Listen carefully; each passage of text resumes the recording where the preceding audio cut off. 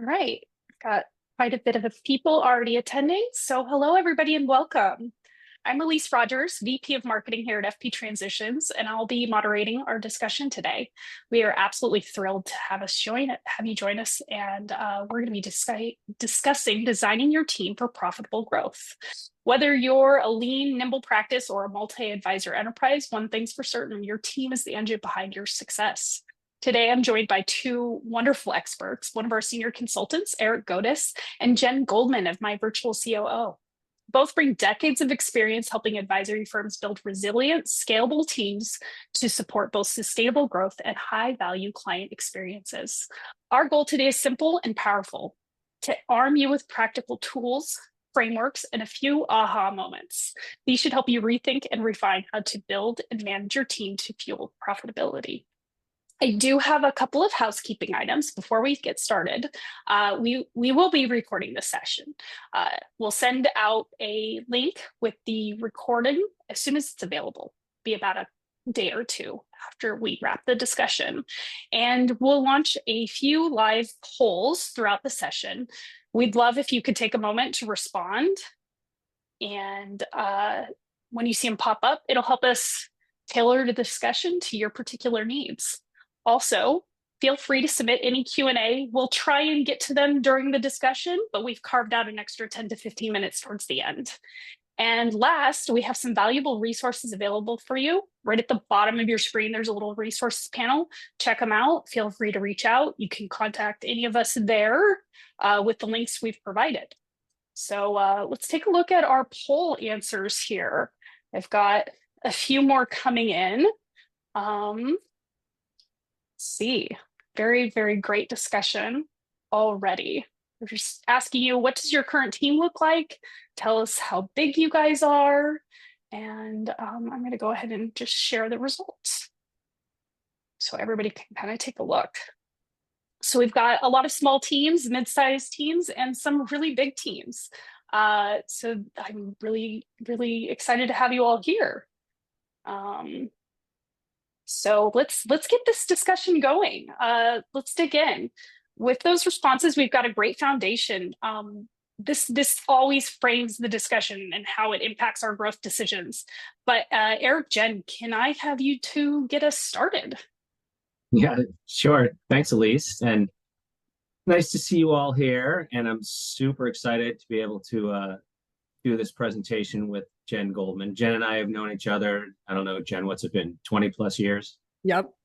Back a long time ago, we were both chief operating officers of RIAs, and back at the time, there weren't many COOs out there when people, I think Jen didn't really realize that chief operating officers could be super helpful as a firm sort of progressed along their growth journey, but now it's more and more common. So, by the way, the Q&A that you have available to you today, you can ask us specifically about any of the content that we're going to cover. You can really ask us anything about the RIA industry, and we're happy to try to answer it if we can. Although today's discussion is mostly around your people and your team. How do you structure your team? How do you pay your team? Would love to give you some guidance and some ideas. And I will tell you, Jen, I don't know what your experience has been. I was an advisor and an executive at an RIA firm for over 30 years, and designing the team and how to pay the team was probably the number one stressor that I always had. And I'm guessing a lot of people listening in are listening for that reason. They've had their own stress and their own people coming to them, asking for changes, asking for raises, asking for faster career development, all the things that keep us up at night. So hopefully we can shed a little bit of light on how maybe to handle that situation. Yeah, and I'm so happy to be here with you, Eric, and discussing this, because this is a big stressor. And I think it's because we care. We care about our people. We care about ourselves as executives as well. So I feel that our role here today is to share key items. To be honest, I always start with the mental to avoid mental pain, profit pain, and people pain. We just want to lower that for you, raise the bar, make everything about it better. And so we're going to cover 5 things today. First, we're going to get the jargon, and then we're going to set it aside. Okay. We're going to talk about it. And then we're going to talk about designing your team smartly and profitably. All right. Then we're going to go into value, then into maximizing your team, and then where to begin. Because we all know, whether we go to a conference or we do these virtually, we leave with too many things in our head. And sometimes we just need one thing. So let's kick it off, Eric. And I'm going to hand it over to you to go through the jargon, and I'll add on to the end. All right, great. Before we jump into that, Elise, was there anything else that you wanted to Yeah, say at the well, top? yes, thank you, Eric. Let's talk a little bit about like what do your current team structures look like? We actually have one more poll that we want to launch up before we dive into this discussion a little bit more. And Eric, go ahead and kind of launch into what are challenges that people are experiencing with team structures right now.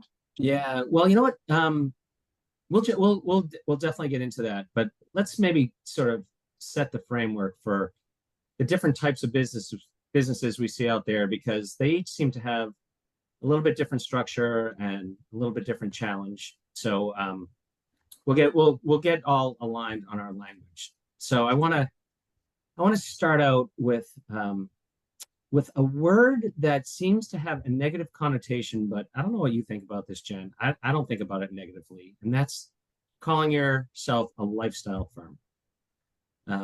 So what does the industry generally mean by a lifestyle firm? Generally, it means a firm that is very content to be relatively stable in the size that they are, the number of clients, the profitability. They have a team. It could be someone working on their own. They could have a small team, and they're very comfortable with that. The clients are comfortable too. They're making a reasonable living. They have a work-life balance that's acceptable to them, and there's totally nothing wrong with that. Where the problem starts to creep in for some people is when they start to add staff, because as we know, not only do you have to think about your staff's career and their career development and their upward mobility, of course, how much to pay them, but and first and foremost, how to retain them. And that leads to the question of growth, right?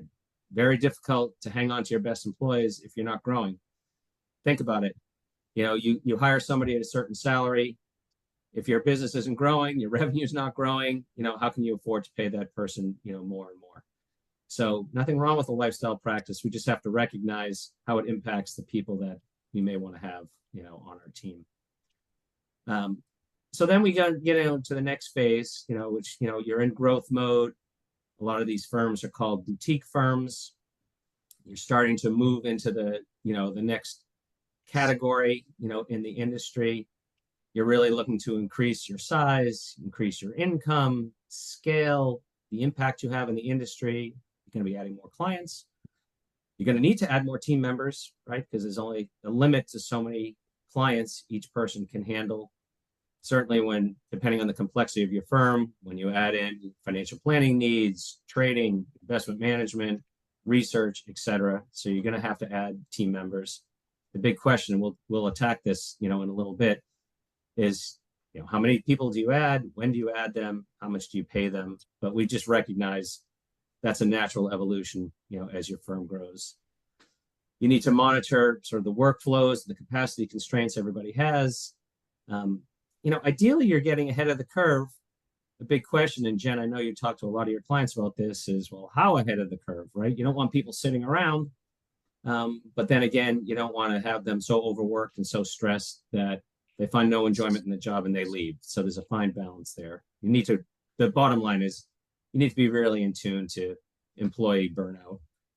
And at that point in your life cycle, you need some level of redundancy, right? People have to be able to take a vacation. If people's, we were joking before, what happens if the internet goes out right before we're doing this, right? Now that we have so many people working from home, what if their internet goes out? Basically means they can't work. So we have to have some redundancy built into our process. In the end, when that all happens, you're a fine-tuned machine. and you're ready, if you want, to get to your next stage. So what's the next stage? Kind of the final stage. We call it a firm that has real enterprise value. So what do we mean by that? We really mean that a firm with enterprise value is worth more with the collection of your team than any one individual. So the old 1 + 1 = 3 is very true, in an enterprise. Generally speaking, the clients are no longer owned by your advisors, meaning your advisors can't up and leave one day and take their clients with them. Clients are owned by your firm.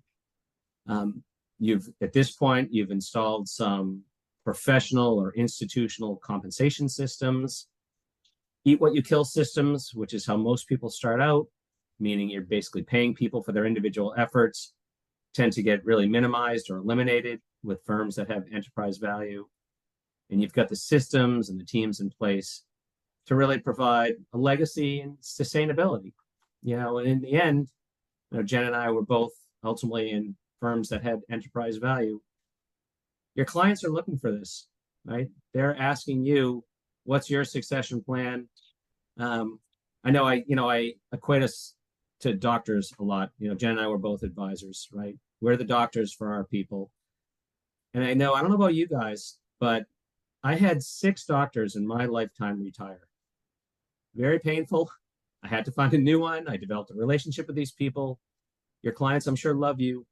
They don't ideally want to go out and find another advisor from another firm. They'd much rather have you handpick the advisor that they're going to work with after your time is done in this industry. So that's, I used to tell my clients, look, I'm with you for a lifetime, and I'm with your family for a lifetime. Oh, great, Eric. What happens when you retire? Okay, I've got to set up my systems and my people so we can handle your family through a generation or more. And that's the ultimate of an enterprise, I think. Eric, I think we have a really great question around what you're talking about. When building a team to scale for an exit, is an RIA better an option or to build a team?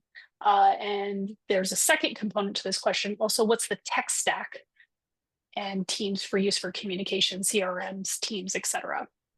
Yeah. Oh, that's getting really into the It's a details. complicated question. It is. We can certainly potentially identify the tech stack component at a different time, but I do think building a team for scale for exit, what does that ideally look like from your perspective? And Jen, I'd love to hear your insight too.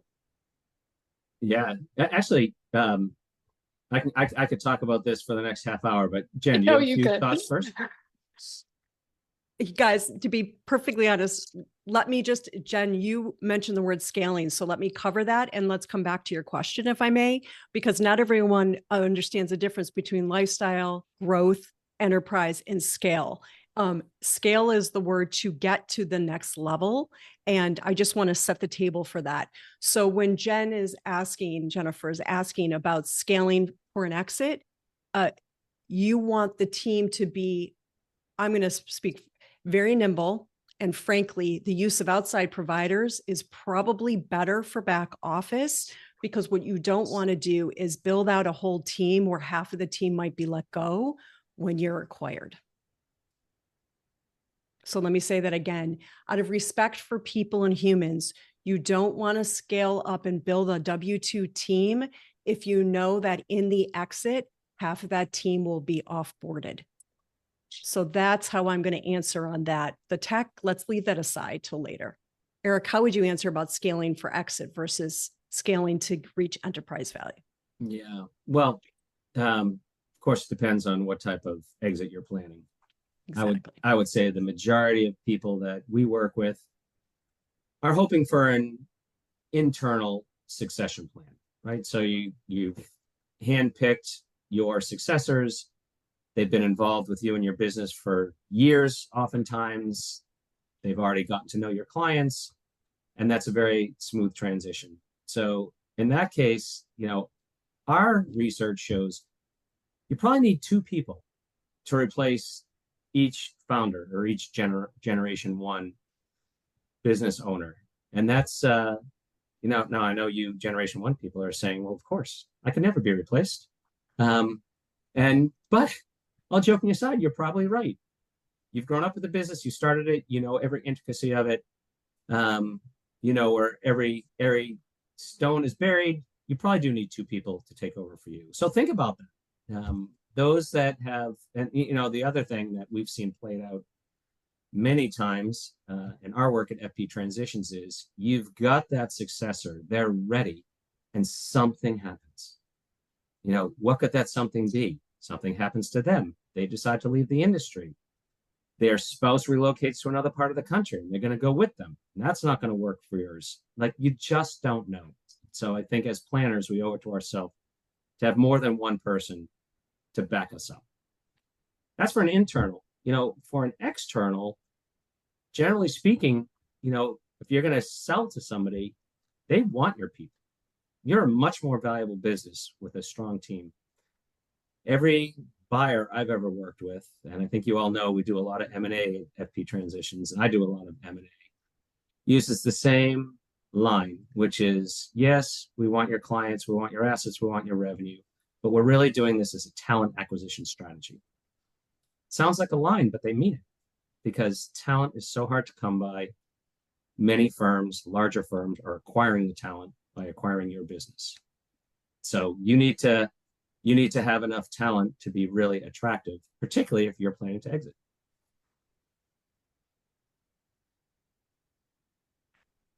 I think we should jump into the structure. Let's look at the survey and then. Yeah, we've got the survey popping up once again about where are you in the people planning process? People planning process. You say that much better than I do, Jen. It's a bit of a tongue tire. It is. Practice. But yeah, we've got quite a bit of participation. So just give it just a second, and I'll share the survey results so you can talk to that a little bit, Jen. But it's all about building the right kind of team. And I could easily derail this discussion and talk about talent and talent retention and the battle for talent, but I'm going to instead end this poll and share the results. But we could certainly talk about that for days. Yeah. So we've got a lot of people looking to build a long-term team structure, which is awesome. And compensation is a hot topic right now. Yeah. So Eric, do you want to go and maybe talk about comp, and then we'll go from there? But yeah, well, I'll do structure. Yeah, why don't we start out talking about compensation? Then we can talk about structure, because obviously compensation is on a lot of people's minds. Like I said at the top, compensation is a big stressor. How much to pay is what most people think about, but you really need to think carefully about how to structure the pay package. So, yeah, I mean, you can't be wildly off base. I think everybody knows that. You know, fortunately now there are lots of benchmarks that we can look to. FP Transitions, I guess, at least we can put in a little plug for our compensation survey, because we feel a lot of others in the industry miss the mark a little bit. They mostly talk about, you know, how much do you pay a particular title, but the components of that pay are really what drives behavior and sort of employee satisfaction. So the compensation study that FP Transitions has started digs into it a little bit deeper. So at least I don't know if that's one of the resources we have at the end, allowing people to participate. It's in the resources panel. Some people were saying they were having troubles getting to the resources. They should be all there right now. My team is backstage trying to make sure that those little bugs are worked out, but there's a link for the compensation study. You do have to create a site membership to get in there, but it's totally free. We'd love to have our attendees' insights on that. That'll be great. And I think the way we've structured it, it'll give you insights that the traditional benchmarking studies don't. All right, so it's a given you need to be paying your people fairly. You know, I think what some people I've talked to through the years seem to think, when people leave me, they leave me for pay, you know, and pay alone. And that's probably because people will, when they leave you, it's usually for a better job offer, they say, or something that pays them more. So they say, oh, I wasn't paying them enough. But I think everybody knows by now, and there's been so many articles written about all the reasons that people will leave you. And pay is usually lower on the list. right? They're looking for challenging roles. They're looking for career advancement. They want to feel appreciated. They are looking for work-life balance, flexibility. They're looking for the right company culture. These, we sort of throw away these terms, but these are super important to everybody. Back, Jen, I think when you and I started, right, everybody worked from the office. There was very little flexibility. The term work-life balance, wasn't yet invented, but now it has, and people are looking for it. So we need to be sensitive to that. You want to pick up on that, Jen? I'm just smiling because everybody knows what I'm thinking. I mean, listen, the reality is that these are the soft, and we can talk about compensation all day long, but I will concur that most often when people are exiting, it wasn't the comp that had them exit. It is a bonus for them when they go and they make more money, but they're leaving because they didn't feel seen and they didn't feel supported. Yeah. And what we'll get into, I promise you, we're not just throwing at you what you already know. We'll get into techniques to avoid that and eliminate that in the future. But Right. Eric, why don't you go into the comp structure and then I'll get into the structure. Well, in terms of structure, at least for the majority of RIAs, it's relatively standard. You've got your support staff. Generally speaking, you're paying them a salary and a bonus. You really want to be thoughtful about the bonus, right? Because this is all how you're incenting people. Then we get to the advisors. The majority of firms have some kind of a salary also for advisors. Maybe it's structured as a draw, but it's some number to give them some comfort that they can pay their bills and they can survive. And then a variable-based compensation. It's usually based on the revenue that they support or the business that they produce. There's nothing wrong with that. We just need to be thoughtful, as you grow in size. Is it their efforts exclusively that are going to reward them? It's more of a team-based structure, but generally there's some variable component. And then you get to management. Management, it depends on your role, right? I know this, I'm sure there's a lot of business owners that are listening right now. You probably take relatively low salaries for yourself, which makes sense from a tax perspective. And then you're taking sort of everything that's left over home. But you're going to have other management people working with you. If not now, eventually the bigger firms already have that. And ideally, at least in our mind, yes, they also have a salary, but we want to tie them into the profitability of the company. So as much as possible, take away individual goals when you're in management. You're working for the firm, for the enterprise. You should be rewarded as the firm's rewarded, like an owner. You might not be an owner, but your compensation structure should be similar to how owners get compensated. Yeah, and I'm going to double up on that and say also too, for some of you that run multiple types of services. So we work with businesses that can do also tax, they have law, they might have professional coaching. It really is pretty expansive what we see these days. This same structure and support, and then the professional client facing and management is the same. So the structure of the salary plus the bonus, then moving to revenue, then moving up to based on role and profits applies. So just for some of you that have multiple sleeves of offerings, same structure. So I'm going to jump in now and then just talk about responsibility and role charting, because the issue is, who do we hire next? Where do we hire them? Do we hire them? Do we hire a contractor? So many discussions, right? And thanks for filling out the survey at the beginning. If you notice, we were intentful in saying how many people on your team. A lot of you on this call have more than just W-2s. You have contractors. And now it's the new phase of having consultants be in the C-suite. So with that, one of the things that we always do is we want to focus on both skill and passion and authority level all at the same time. And that almost immediately identifies where you have gaps and where you should be hiring or bringing in a provider into the next slot. So what we have up on the screen is very simply, we call it responsibility mapping. And then we'll do the role. Actually, Elise, can you have the team flip to the role chart too? I don't know if it's in there. Yeah. Yep. That's the next so one. We've got your next one. There we is go. your role Yeah, let's chart leave it right at this here. for 1 sec. Oh, okay. Okay. So for structuring your team, what you want to do is immediately see gaps. So this is how we do it. We get everybody on the team, including the providers, on a call. We have them all jump into an eShare document and they plunk names into all of this. And so within like maybe 15 minutes, we have a general sense of where we have too many people, too many cooks in the kitchen, and where we're lacking. And we go all the way from who's a decision maker, strategist, manager, coordinator, and doer. So that covers pretty much everything. And then across the top, obviously, is all the areas of the business. And you can keep adding. For those of you that have, again, multiple sleeves of the business, you can keep adding to this. So if you take this and you do this in the first 15 minutes, and remember, nothing is absolute and static. And then let's flip over to the responsibilities chart. Then you have everybody co-fill in the responsibilities chart. Again, you're going to start to see where you have gaps or where you have pain points. For example, you might have Joe and he fills out a column and his column is 3 times as long as everyone else's. And oh, wait a minute, Joe's supposed to be doing business development. We might have a problem right there, right? Doing too much in the office and not enough out. So between these two techniques, this is how we get to structuring.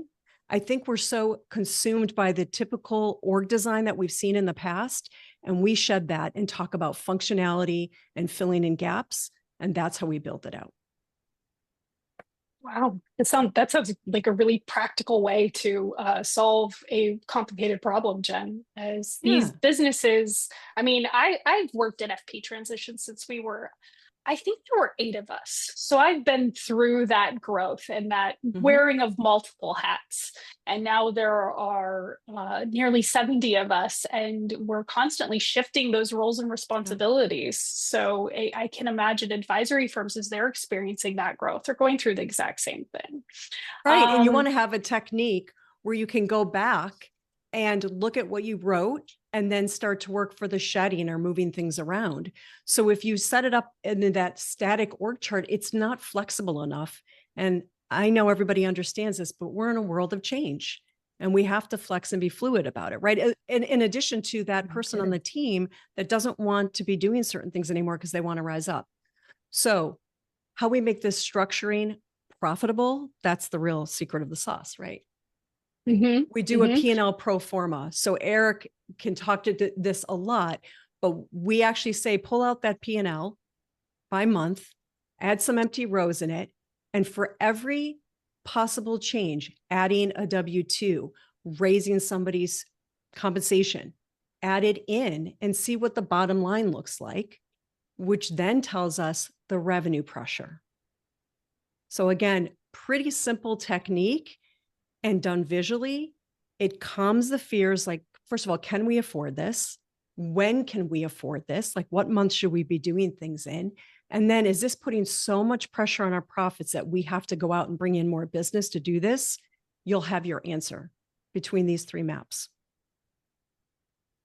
Yeah. They're wonderful implementation tools. Thank you for sharing that, Jen. If we can switch a little bit about structure to profitability, all of these things, Eric, you started to frame the discussion already towards designing a team and making sure that the business is profitable. But can you tell our attendees a little bit of how they can put all this together and where they should begin? Yeah, well, I mean, one thing that I find is sort of rare in our industry is for people to actually create a business plan.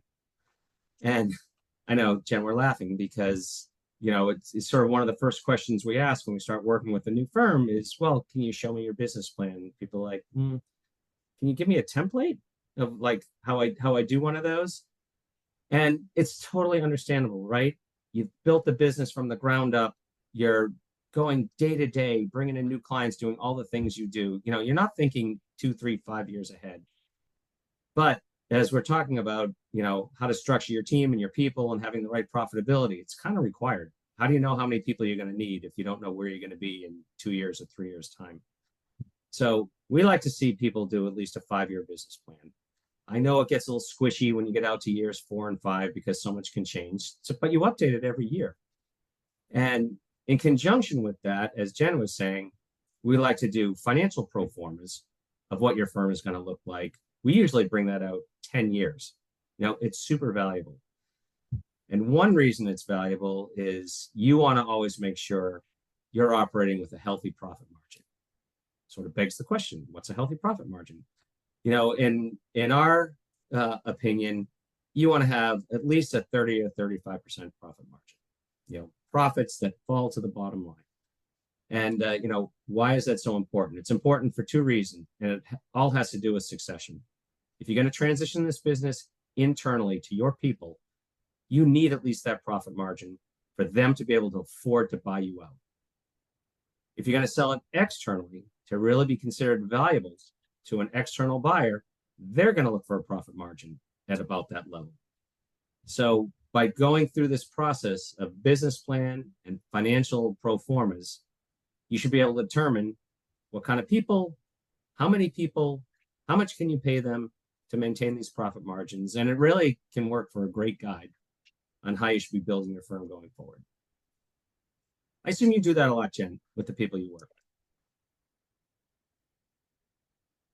Oh, you think you're on mute, Jen? I know I am. I'm typing answers at the same time. Yes, absolutely. No. And here's the thing. We have to build to be fluid too, because I do think when we talk about valuations and exits, the exit changes. Like we work with firms where their exit strategy is going in one direction and they change course, right? Where they want an external exit and then all of a sudden it's an internal exit and that sort of thing. So I do think that, for some of you that are on this call will say, well, that's all great when you know exactly what your exit is. There's probably a lot of you that don't. And so building it as fluid as possible and as profitable as possible, it also gives you room to breathe and to make the right type of succession or exit. Now, pivoting that profitability discussion into valuation, that your structure's in place, you have built profitability, but how does that impact value? Eric, I'd really like you to frame value. I know you talked a little bit about succession, but talk a little bit about valuation and how it's linked to people, profitability, succession planning, et cetera. Yeah. Well, valuation, obviously near and dear to our heart. We do over 1,000 valuations a year. And people ask us all the time, do I need to value my firm every year? And, do you need to? No. Should you? We think the answer is yes. That's your scorecard. How has your value of your business grown? That's number one. Number two, at least if you use our firm, we have lots of benchmarking data that goes along with it once we understand exactly what contributes to your valuation. So people, the focus of today's conversation is on people.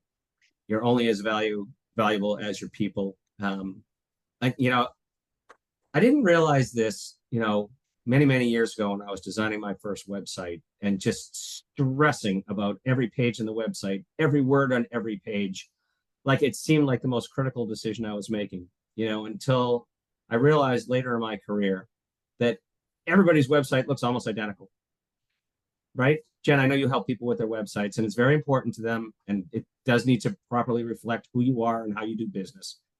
But honestly, I probably look at, maybe 20 RIA websites a week. And oftentimes I can just take the name of this one and put it on top of that one and it still works, right? So we all know it's super hard to differentiate ourselves. What does differentiate us is our people. So we have to have great people in the right roles doing what they enjoy. And that makes us a more valuable business. And as I said before, internal or external succession plan, it's all about the people that are going to carry on the business, that are going to support your clients, that are going to drive the revenue, that are going to drive the referrals, that's going to continue to help you grow and be more and more valuable. So team is everything. It is. And, I want to go to your comment about getting a valuation. It is an objective viewpoint of your business. And too often, again, we're emotionally tied to so much. So I think it's really important to allow yourself to take that step back, take a look at how others might perceive you, because that'll give you just a little insight into those improvements that you want to make, either to your team or what you're doing or how you're operating. So strongly encourage. We're big fans of it as well. Yeah. I'll make one other comment that's come up, a number of times, which is a lot of people think when they're recruiting or adding people to their team, it has to be like a little mini me, right? I want someone just like me. I want someone just like me 10 years ago or 20 years ago, which they probably don't exist. But I guess I would make the comment that you already have you. How about some diversity in your business? How about someone that can complement your skill sets? How about someone that will do some of the business functions that you don't really love to do? They don't exactly have to be you. So I think just, thinking a little outside the box can really help round out your team. Now, that said, they all have to have your same values, have the same, contribution to your bottom line and to your profitability. They have to represent you well. They have to believe in your investment philosophy. I mean, those things don't go away. They just don't have to be clones of you. There's a little integration here, Eric, of one of the questions about EOS, and specifically somebody's asking you, Jen, are you an EOS strategist? Great question. I have plucked everything that you see from EOS, System and Soul, Rockefeller, and the list is long. So do I implement just EOS? No, I take it to a whole new level. Are you a fan of EOS? I'm a fan of having the structure. I'm a fan of having a predictable type of format for your weekly, your quarterly, your annual meetings. Everybody knows, I know what they're asking. The accountability chart. I've seen the gaps in EOS and where things don't get answered. And that's where when we were scaling, those gaps in EOS is what I'm filling. So yeah, so I love it. Great place to start, great format. Just know you're going to outgrow it pretty fast.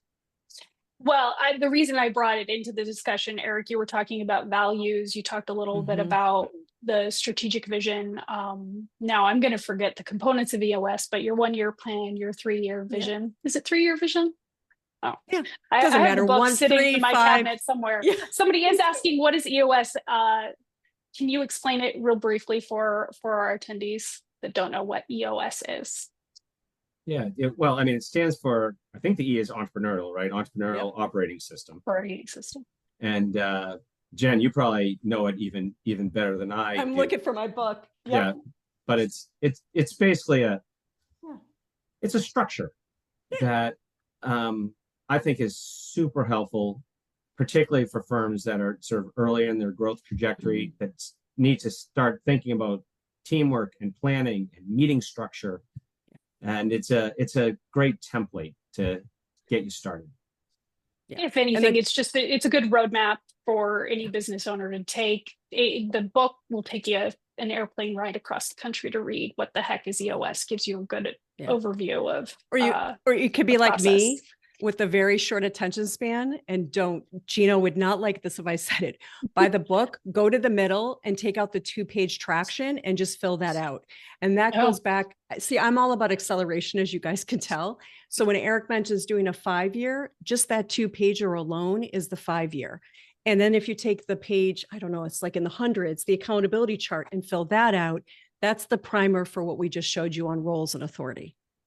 So yeah. I mean, you can read if you want, but most of you don't even read anymore. I think you guys all listen to things on 2.0. So that is true. So did we talk about where were we? Got a little sidetracked here. Okay. We talked a little bit about value. Let's talk about maximizing your team, working efficiently, building your staff. I know, Jen, you talked a little bit about the roles map here. Did we miss anything that you guys wanted to cover?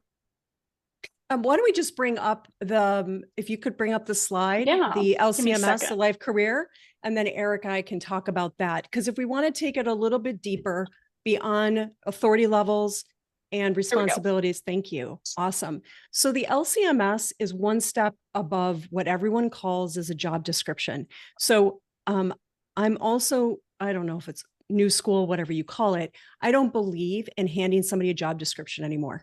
I believe in actually taking from the day that they're hired a job posting, handing them the LCMS and having them fill in what they perceive their title to be, who they perceive their manager to be, and their roles and responsibilities and their time allocations.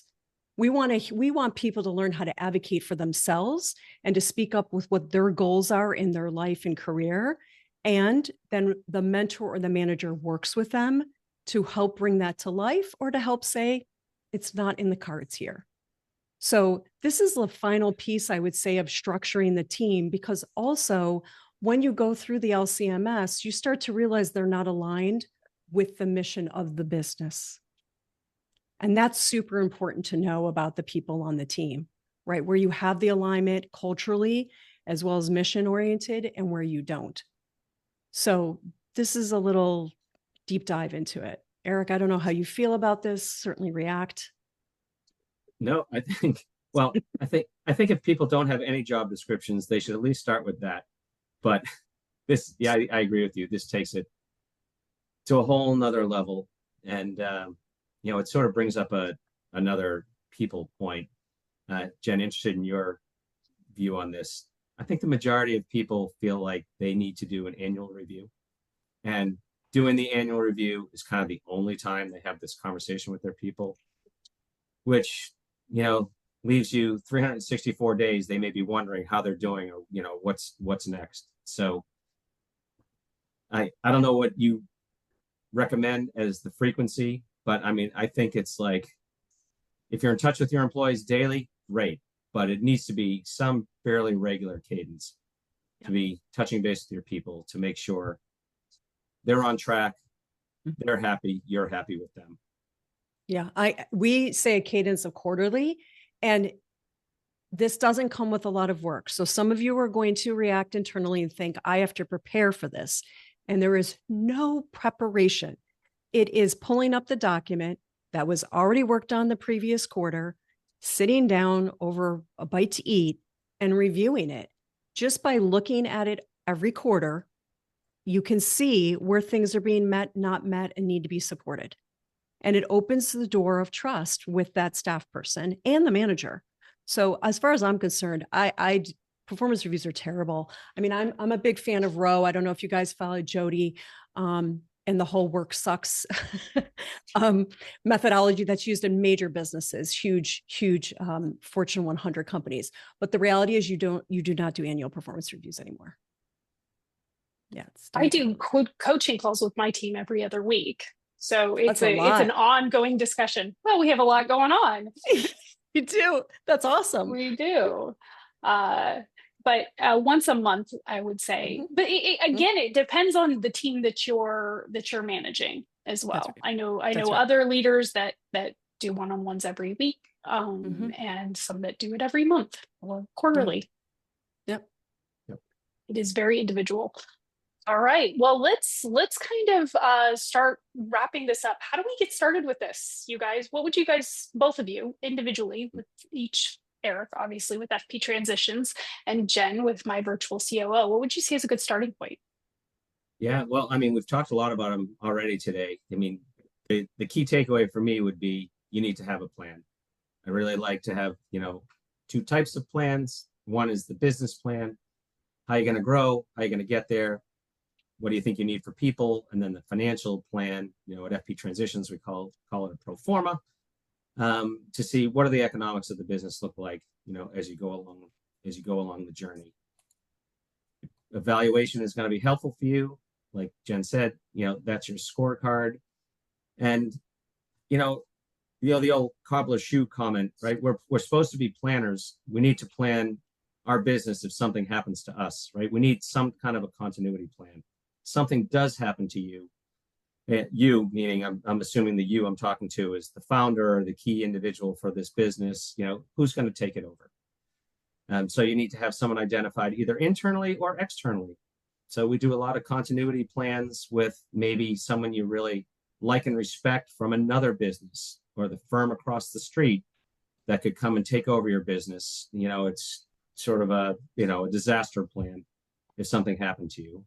And then think seriously about your succession plan. You know, another timing tip is you need to think about it. If anyone's read, you know, any of the books that our founder wrote, David Grau, you know, he'll say 10 to 15 years in advance of your potential retirement is when you really need to start thinking about your own succession plan. You know, why is it so long? because you need to identify and develop and have time to transition this business to this next generation talent. And it could take you that 10 to 15 years, and if you don't have it, it could take you a number of years to really find that person. So it actually Well, sometimes brings the up, plans don't work the first time. Right. So sometimes the we plans have to don't work. plan for that to potentially go backwards a little bit. It takes That's a long right. time to to buy into these businesses. Yeah. Yeah. So that 10 to 15 years is used in another context, which is, what's the ideal age of my successor? At least 10 to 15 years younger than you, for all those reasons. So that's where I would start. How about you, Jen? I'm all about the colored markers, as we all know, and the whiteboards. Definitely on the plan. I'm going to back you on that. Again, do the 2-pager, guys. It's so simple to just do that. The other thing is set the on the value. Know your value right now. The reason I was smiling about succession planning is I actually worked with an exit strategist and coach, more like a life coach, a couple years ago to look 15 years out. Really hard to find your purpose when you're in the middle of scaling a business. And yet the most important, because if you don't know your end game, what's the point? And the colored markers, we're big into this philosophy. We call it IDOs. So whether you guys got to see, if you don't mind pulling the IDOs up. I'm queuing it up right now for you, No Jen. problem. Yeah. And just to let you know, there's neuroscience behind everything that we're showing today. I didn't know this until a couple of years ago, thanks to all the wonderful medical improvements, that when you visualize different parts of the business, responsibilities, role structure, authority, when you visualize how to IDOs a process and shift responsibilities from one person to another or eliminate, and that's the IDOs philosophy of looking at every area of the business and seeing what you can IDOs, it actually calms down your fight or fight. That your amygdala is kicking in when you verbally talk, but when you write things down, it's your prefrontal cortex. So if I could leave you with anything, stop thinking and start writing. So of course, I'm not telling you to stop thinking, but this idea of keeping it in your mind and not writing it down is extremely detrimental to you going from lifestyle through growth up to enterprise, if that's what you want. So if I could leave you with that, adios it. Awesome. Thank you, Jen. Is there anything else you wanted to close with, or is that you wrapping this up in a bow? Because we are about 10 minutes before we are at the top of the hour. So I'd love to give our attendees Q&A unless you had some final thoughts. I don't want final thoughts. Let's do Q&A. Is that good with you? Well, Q&A, but go ahead, Eric. No, I was just going to say, I think Q&A is great. Let's see what's on people's minds. But there was that question at the beginning that a different Jen asked us about technology. So I didn't want to forget about that question. I think Jen, you asked the question, what's the best way to communicate? Is it CRM? So I mean, CRM, particularly as you reach scale, you need some form of a CRM. And that's going to help you keep track of your clients and your interactions. And once you build to some kind of scale, you need to use the workflows that CRMs have. So it is a great internal communication mechanism, but let's try not to rely exclusively on that. Hopefully there's lots of people communication, right, Jen? Yeah, absolutely. And I would just say, I don't care if you're a one-man team, you need to have more than a CRM these days. So we always believe in some type of whiteboarding. So whether it's a Lucid or a mural board or a Glyphy, you need that for the visualization. And that, because that's a form of communication, guys. A picture is 1,000 words, as we know. And then also to a board, a business planning board. So there's like 90O. I'm sure any of you guys that do EOS, you've bought into some of the software out there. For non-EOSers, there's the Asana, the ClickUp, the Trellos. Those are super duper important. And I think absolutely crucial for sanity's sake, much less communication. I think Miro is great for virtual teams too. My team, we use that. It's really cool. It's a wonderful virtual whiteboard. If you haven't seen it, you should definitely check out that software. There's one question here. I just want to make sure to answer it or get it answered. Do FP Transitions and my virtual COO collaborate with clients? Yes. Of course. We would love to. But thank you for bringing that one in there. I'm gonna go ahead and mark that one answered live. You know, Let's I mean, see. Jen, Okay, we have so many great questions. Have you guys seen I them? know there's so many. I can't believe it. Yeah. We do. So Elise, do you want to ask it to us, or we can scroll through also Yeah, and well, see I'm them? gonna just kind of cherry pick the ones that or I'm gonna start from the top, but if you guys see one that you want to elevate, let me know. Joseph asks, curious how you recommend determining if a team member should have a path to equity in the team versus just having a long-term comp or incentive plan. I'm so glad you picked that one out, because I was looking at that one, and it's a great question, and it is so topical. All right, how would I determine it? I mean, it's a pretty high threshold before you make somebody an equity partner. First of all, that word partner is really important, right? Giving them equity, they are your partner. So the way I think about it is, are they truly invaluable to the business? What would happen if this person left? How much pain and suffering would it be for you as the primary owner? And have they earned the right to be your partner? I mean, those are sort of all the thresholds. You know, we have a whole path to partnership presentation we do, because particularly younger people growing up in this business, because of FP Transitions and others, have been sort of brainwashed into, if I don't have equity in a firm, you know, I'm not successful in the industry. That's not necessarily true, but we love people to strive for that. If they don't raise to that level, there's nothing wrong, and I saw that as part of your question, in tying them into the success of the firm. There's lots of compensation structures to do that, short of being an equity partner with you. But the mistake I see people making is they're saying, look, I have this fantastic 27-year-old. They've been very valuable to me. I don't want to lose them. So the way I'm going to do that is I'm going to make them a 1% partner in the business. I don't think that's going to do the trick. Now, if it's 1% and you're planning to keep increasing that as they prove themselves and your business grows and goes along, that's fine. If you're making a commitment to them, starting with 1% is fine. But don't think giving them 1% is going to lock them in. Yeah, it's got to be a little bit more skin in the game, right? I think so. I think I saw Stacy. I want to jump ahead to her question because she had her hand raised throughout the discussion. But Stacy asks, regarding team building, are there expectations around CFP, financial advisor asset gathering or asset changing? This is so small. Is the AUM requirement for financial advisors softening the desire to retain talent, next gen, IT focus, etc.?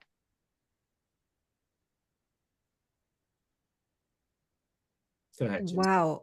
I'm going to speak for the answer is I don't see a lot of AUM requirements around advisors, except if they're hired with the idea that they're going to be a lead. I mean, most of the professionals are given the clients to serve and serve well, to nurture referrals, but not have an AUM requirement. And yes, maybe that's the answer, that it has softened because you want talent in the house, or maybe it's because you weren't out there looking for somebody with the business development bug. I don't know. To be fair, respectfully, everyone, most of you don't think of yourselves as salespeople. And yet you want somebody coming on younger that is a salesperson, but you don't even pre-qualify for that or job post for that. So I don't know if it's a softening or just a misalignment between the job posting and what you want. Yeah, I think it's so dependent on the life cycle of the business and, you know, and what you really need. I mean, if you need a business developer, you need to hire a business developer. You have a retiring advisor that has 100 clients that need to be taken care of. You know, you don't need that business development skill necessarily, but you need probably a credentialed person, CFP, CFA, et cetera, to take care of them. So I think it's fairly personalized based on what you need. Thank you. Thank you. Thank you, both of you. What this is probably a little bit more for you, Eric, but Jen, I know you have a lot to say about, well, every aspect of succession planning, et cetera. But what recommendations do you have for internal successors of a 3-person firm, myself, the owner, and 1 admin, when the admin is also heading toward the end of their career? So a real common succession plan. So the question is, what recommendations do we have for an internal successor for a 3-person firm? Yeah, well, you need to, I guess, first determine who's the first to leave and how do you replace that person's, role and skill set. If it's the admin person you're asking about, then they're critical, right? You need to find a replacement for that person, and that one probably can be a 1-for-1. If a admin staff is going to retire or leave, you can replace them with someone that has a similar skill set. If it's but admins often have that frontline relationship with clients, which can be really challenging when you're doing a equity transfer. They do. So, I mean, in the ideal, a client-facing person, not so much an admin person, but an advisor. It's a common question we get, which is what kind of transition timeline do I need to have? In my experience, the ideal is 2 years. Sounds like a long time, but over that 2-year period, the senior advisor, or the one that's had the relationship, is taking a more and more of a decreasing role in the client meetings and the client interaction. At the end of that 2 years, they're almost unnecessary. The client feels really comfortable with the successor, and industry experience is something like 99+% of clients stay when people retire, or even if they merge with another firm. And that's because people are doing that transition over a proper timeline in a real thoughtful way. Well, I think we have time for one more question, and I'm going to queue one up that's a little bit more geared towards Jen. But everybody, thank you for all of your questions. We will make sure to follow up with everybody after. We'll just send you an email, get you in touch with either somebody on our team, or Eric directly, or Jen directly. But I'll make sure that we follow up with everybody that answered all these wonderful questions. But let's answer Brian's question. How does LCMS work if you're just starting to build a team where roles are brand new or don't exist yet? Well, the answer has changed now that we have AI. So basically with the LCMS, the idea is just to open it up and start typing and filling in what you can and what you can't, maybe prompt AI. I just, to be perfectly honest at this point, if you don't really know what responsibilities are out there, then just say, what does an admin person do? And you're going to get a bullet point list, stick it in there and then edit it. I think the beauty, to be honest, between a format, whether it's Wickman, FPs, ours, or anyone's, a template, and your brain and AI, is you can edit anything. So just start and then edit. Yeah, it has definitely expanded our ability to do some of this very administrative work very quickly. Any last thoughts from either of you? Eric? I think we covered it all, but obviously happy to answer any follow-up questions, or like you said, Elise, we'll try to answer everybody's question that came in that we didn't get to during the course of the last hour. And at the bottom of the screen under resources, I think my team is highlighting it right now, you can click schedule a consultation that will lead us to any one of our wonderful business development team members. We have an amazing team of business development consultants. They're more consultants than business development reps sometimes, but they're excellent. And Jen's contact information is also there. It's listed as my virtual COO. But again, thank you everybody for attending. This session is recorded, so we're going to go ahead and send that out to you. It takes us about a day to get it out, but thank you everybody for your time. It was a pleasure.